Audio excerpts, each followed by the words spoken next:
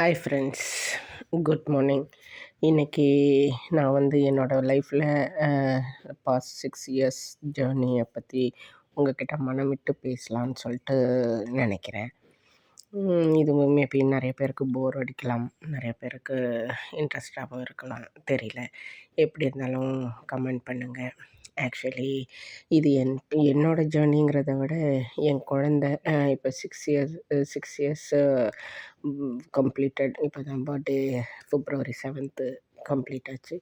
So இந்த 5 வருஷத்தில் அவளோட ஜேர்னி, அவளோட க்ரோத்து, அவளோட வளர்ச்சியை பற்றியும் அதில் எங்கள் லைஃப்பில் நடந்த சுவாரஸ்யமான விஷயங்களை பற்றியும் உங்களோட பேசலான்னு சொல்லிட்டு தான் இந்த வீடியோ போடுறேன் நான். ஆக்சுவலி கொஞ்சம் வருஷங்கள் காத்திருத்தலுக்கு அப்புறம்தான் நான் எங்களுக்கு அந்த ஒரு இன்ப அதிர்ச்சியான சம்பவம் எங்கள் லைஃப்பில் நடந்தது. கொஞ்சம் வருஷங்கள் காத்திருந்து எங்களுக்கு கிடைச்ச குழந்தை. ஸோ கொஞ்சம் ப்ரெஷியஸான குழந்தைன்னு கூட சொல்லலாம். ஆக்சுவலி நான் என் ஹஸ்பண்டு, எங்கள் அப்பா எங்கள் கூட இருந்தாங்க, என் அம்மா இல்லை. அவங்களுக்கு அம்மா அப்பா இல்லை. ஸோ இதுதான் எங்களோட ஃபேமிலியாக இருந்துச்சு. அப்போது ரொம்ப இந்த கொஞ்சம் வருஷங்களுக்கு அப்புறம் கிடச்சதுனால கொஞ்சம் ரிஸ்கி ப்ரெக்னென்சின்னு கூட சொல்லலாம். அதனால அவங்க என் ஹஸ்பண்டு அண்ட் என்னோடய அப்பா, அவங்க 2 பேரும் என் 2 அம்மாக்கள் மாதிரி என்னை பார்த்துக்கிட்டாங்க. என் லைஃப்பு, அந்த ரிஸ்கியான பீரியடில் என்னை கவனிச்சிக்கிறதுக்கோ, என் கூட இருக்கிறதுக்கோ, என்னை சப்போர்ட் பண்ணுறதுக்கோ எல்லாமே அவங்க இருந்தாங்க.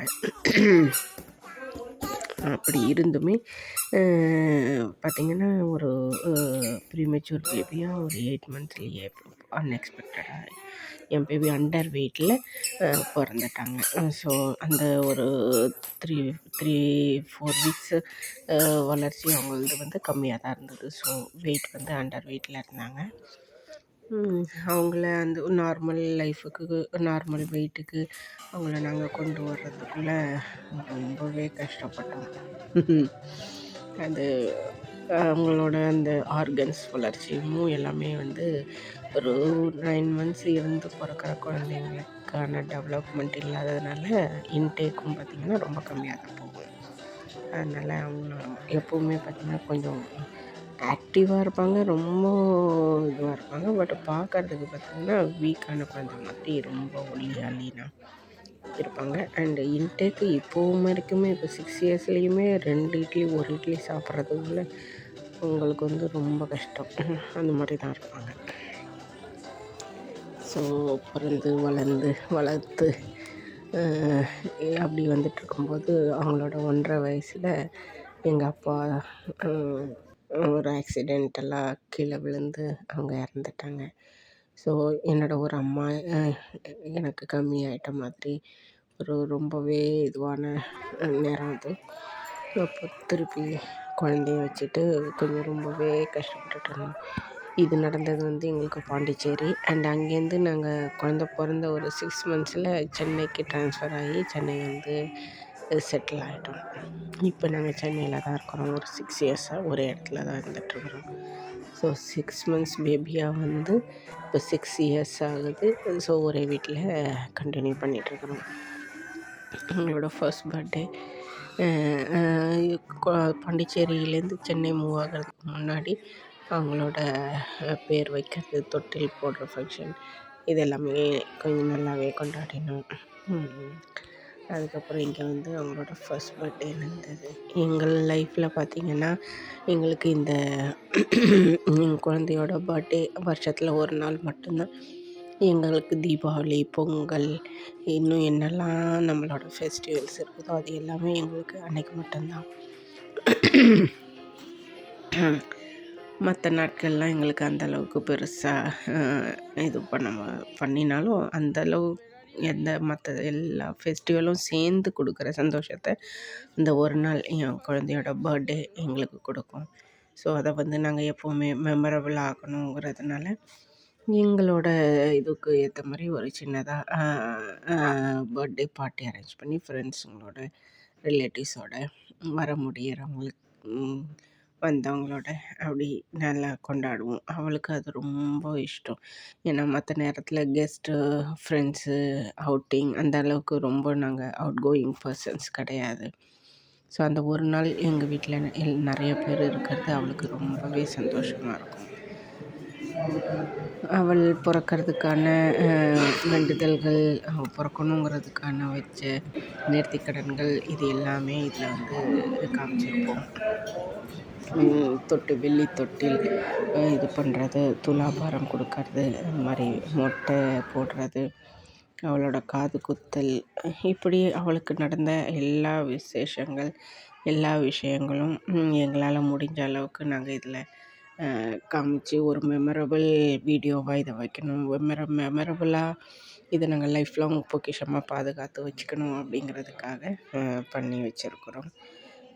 ரொம்ப ப்ரொஃபஷ்னல் மோடு அப்படிலாம் எதுவும் சொல்ல முடியாது. நாங்களே வீட்டில் வச்சுட்டு நாங்களே எடுத்த வீடியோஸ், நாங்களே ஃபோனில் ஷூட் பண்ணது அப்படி தான். அதுக்கப்புறம் நாங்கள் இந்த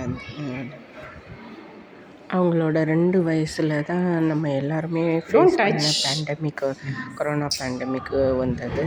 அந்த 2 இயர்ஸ் 3 இயர்ஸ் வந்து நம்ம எல்லாருமே அந்த ஃபேஸ் பண்ணியிருப்போம். எப்படி திரும்ப கொஞ்சம் கால் மடக்கிறது தெரியல. ஸோ அதனால் அவங்களோட ஸ்கூலிங் வந்து கொஞ்சம் டிலே ஆச்சு. ஸோ இப்போ அவங்க வந்து சீனியர் கேஜி முடிக்க போகிறாங்க.